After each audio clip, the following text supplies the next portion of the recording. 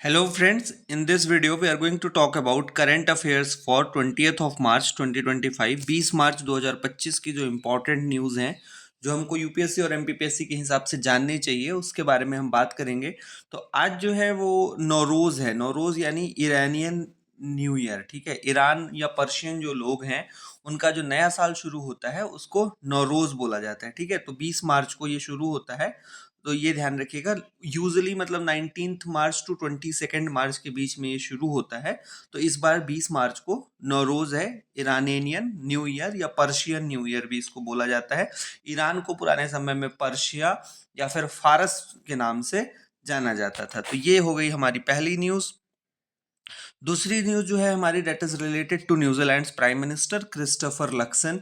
Christopher Luxon जो है वो इस बार जो Raisina dialogue ministry of external affairs and observer research foundation organize कराता है, उसके चीफ गेस्ट थे। ठीक है, तो एक चीज़ ये ध्यान रखिएगा, रायसीना डायलॉग जो है वो कौन ऑर्गेनाइज कराता है? Ministry of external affairs and observer research foundation. ये जो है 2016 से शुरू किया गया था। ठीक है, 2016 से रायसीना डायलॉग शुरू किया गया था और 2025 में इसका 10th एडिशन 10वां एडिशन जो है वो हेल्ड किया गया और क्रिस्टोफर लक्सन को जो न्यूजीलैंड के प्राइम मिनिस्टर है उनको इस बार चीफ गेस्ट के तौर पे बुलाया गया था। इसके बाद जो हमारी न्यूज़ है that is related to Sunita Williams. और सुनीता विलियम्स जो हैं वो 9 महीने स्पेस में रहने के बाद धरती पे वापस सुरक्षित आ गई हैं।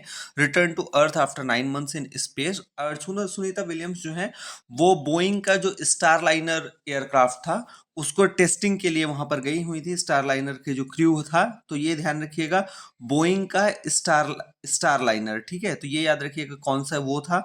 और इनका जो है इंडिया से विशेष नाता है। Her father was from India.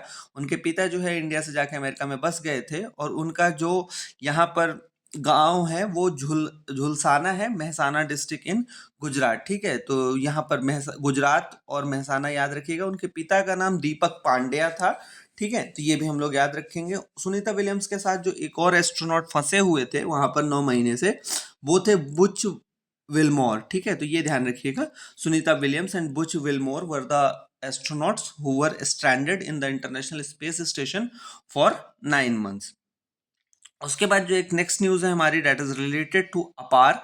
अपार जो है वो एक तरह का one nation one student ID है जो नेशनल एजुकेशन पॉलिसी 2020 में कंपलसरी, ये वॉलेंटरी है लेकिन स्टेट के जो स्कूल्स हैं या सीबीएसई स्कूल्स हैं उनके द्वारा इनको कंपलसरी किया जा रहा है। तो अपार का हम लोग फुल फॉर्म देख लेते हैं, automated permanent academic account registry. ठीक है, तो अपार का फुल फॉर्म क्या है? Automated permanent academic account registry and one nation one student id and it is part of the national education policy 2020। इसके बाद जो हमारी नेक्स्ट न्यूज़ है that is related to top sources of remittances.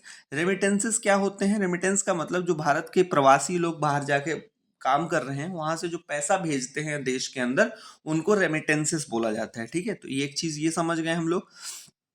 और अभी पिछले बहुत सालों से जो है गल्फ कंट्रीज जो थी जैसे यूएई हो गया, सऊदी अरेबिया हो गया, वो टॉप सोर्सेस थे इंडिया के रेमिटेंसेस का। लेकिन इस बार जो आरबीआई की रिपोर्ट आई है उसके according US and UK has emerged as the top sources of remittances. ठीक, तो United States of America and United Kingdom Britain जिसको बोलते हैं वो they have emerged as top sources of remittances for India. इसके बाद रशिया यूक्रेन कॉन्फ्लिक्ट में जो है वो एक नया अपडेट आया है। अपडेट ये है कि यूनाइटेड स्टेट्स के जो प्रेसिडेंट है डोनाल्ड ट्रंप, उन्होंने ये इच्छा जाहिर की है कि US can take control of Ukrainian power plants. ठीक है, तो जब भी आप किसी बड़े देश के युद्ध में फंसेंगे और ऐसा कुछ होगा तो वो आपका फायदा उठाने की कोशिश करेगा। तो यूएस जो है अब कह रहा है कि हम यूक्रेन के पावर प्लांट्स चलाएंगे क्योंकि हमारे पास एक्सपर्टीज बहुत ज़्यादा है।